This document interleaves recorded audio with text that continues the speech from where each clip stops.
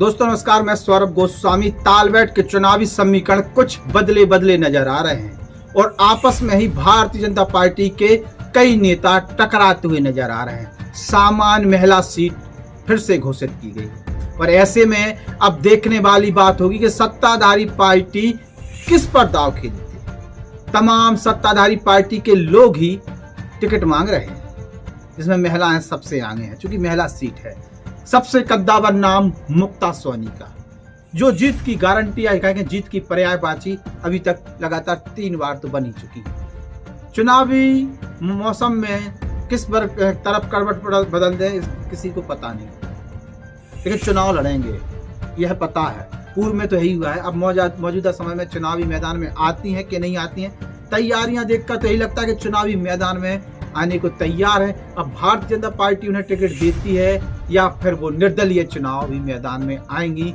या फिर किसी दूसरी पार्टी का दामन थामेंगी, यह देखने वाली बात होगी।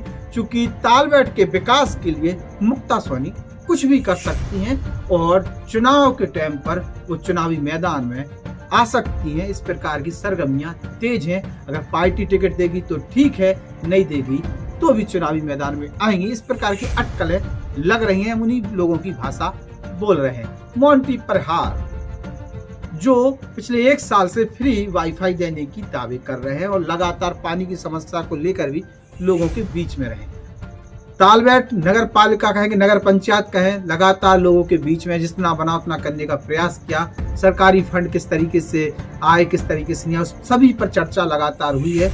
लेकिन तालबेट का एक इतिहास और रहा है कि लगातार 3 बार वहाँ के जो है अध्यक्ष चुने गए, इसके बाद वो फिर चुनावी मैदान से बाहर हो गए या कहें कि उन्हें हार का मुंह देखना पड़ा है। अब ऐसे में उस मिथ्या को तोड़ने के लिए क्या मुक्ता सोनी पुनः जीत कर सामने आएंगी या फिर मोंटी परहार जो इस समय अपनी दावेदारी पूरी दमखम से दिखा रहे हैं, वो भारतीय जनता पार्टी का चेहरा बनेंगे या फिर भारतीय जनता पार्टी इन दोनों में से किसी तीसरे पर दाव खेलेगी, ये भी देखने वाली बात होगी। तालबेट में चल क्या रहा है उसको लेके तालबेट के लोगों के बीच में हम हैं और जानने का प्रयास करेंगे कि मुक्ता सोनी सही चेहरा है या मोंटी परहार या किसी तीसरे को चेहरा भारतीय जनता पार्टी चुनावी मैदान में उतार सकती है बनाकर।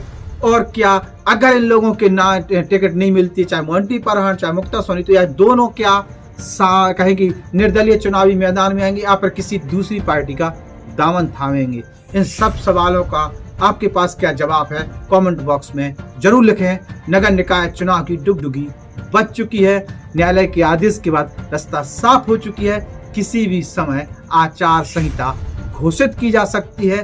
प्रशासन ने अपनी पूरी तैयारियां कर ली हैं, तो राजनीतिक पार्टियां भी अपनी पूरी तैयारियों में जुटे हुए हैं। मुक्ता सोनी या मोंटी परहार, कौन होगा अगला अध्यक्ष अगर भारतीय जनता पार्टी इन दो में से किसी को मौका देती है तो बताइएगा जरूर। नमस्कार। जन सरोकार से जुड़ी हुई आवाज द बुंदेलखंड पोस्ट को सब्सक्राइब करें।